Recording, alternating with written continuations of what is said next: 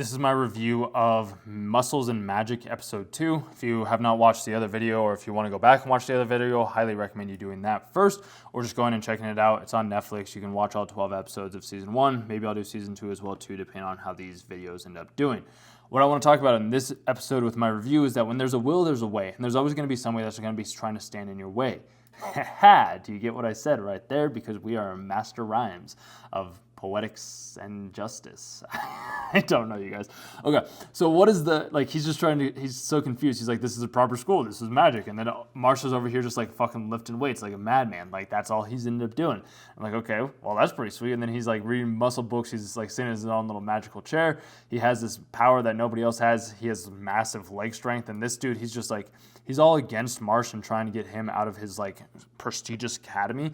It's like, you don't have to get this dude out of your prestigious academy. Like that's not what you have to do. Like you have to be willing to like accept everybody at the powers that they do have. And that's why he's just like, it must have been hot take coming out of that fire. Like Marsh just doesn't understand what is going on like in the magic world because he's never been a part of the magic world. He's like, huh, well, that's cool that you're able to do that magic. But it's just like, why didn't we just go, like you could have just taken us to a room that was already set up. But in this world where people want to have magic, that's all they end up wanting to have. But you don't have to just have magic. You can have a different way of doing things. And that's where he's talking about this like exam. It's just like, how is this going to end up working? I don't know.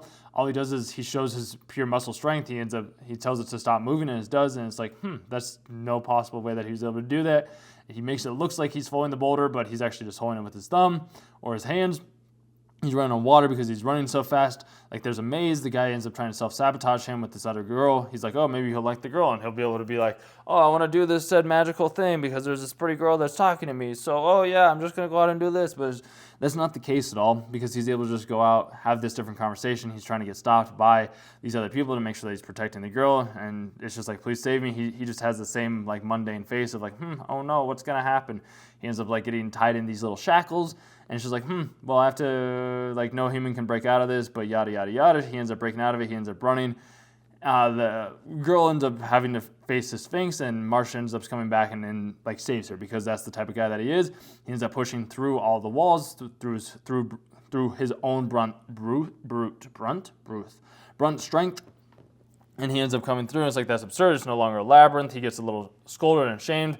But then the girl does end up standing up to like the rest of the crowd, which is incredible because he ended up preventing himself from achieving the goal that he wanted to achieve because he wanted to save her in the process. So he ended up being like, you know what, I'm going to drop back and I'm going to try to help you and save you. And she ends up thinking that that's going to be her husband because he was nice to her. And then the other guy, he's like, come on and challenge me, which Marsh totally would have. And that's why he ended up breaking his wand.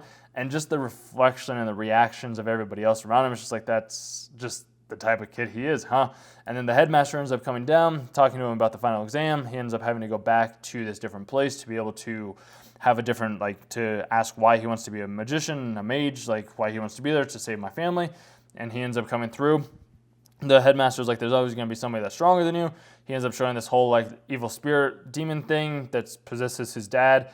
And that's where he tries to punch it, but the punch doesn't work, so he like just stops it with his pure strength. And he's like, so this is just a contest of endurance, which if you want to endure, like you can endure anything that you want to endure. It's just a matter of like you going out and enduring that said thing in the first place.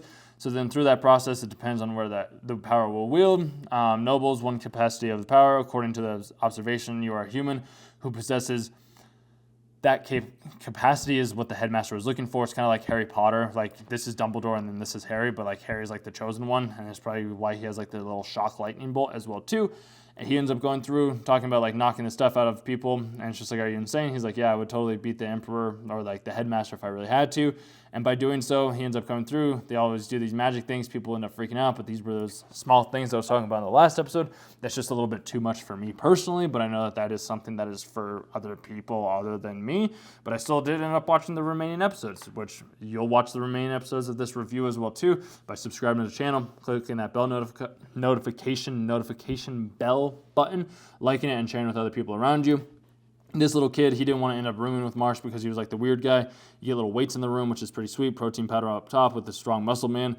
And this is just a brand new room that they never even had, and yet it was already prepared and prepped for him. He doesn't understand what's going on, so it's so peaceful. And he's just trying to explain like how he gets like the key, but it's just so overwhelming for him. He doesn't understand it because all he does is he just lifts weights and he just does like the normal dumb stuff like cream puffs. Like that's all he wants is just eat a little cream puff and then grabs roll. So yeah, episode 2 was also pretty good. Like I enjoyed it quite a bit. It was a riot of things that were going on. You got to see that like Marsh is actually just like a good dude that's just trying to help like his friends and wants to protect his family, and how he's not selfish, and how like the people that are selfish don't make it very far, and the people that are selfless do end up making it a lot farther than the people that are selfish.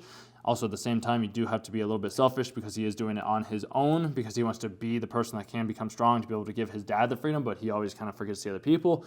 But that's also not really the point, because he also does help the other people at the end of the day.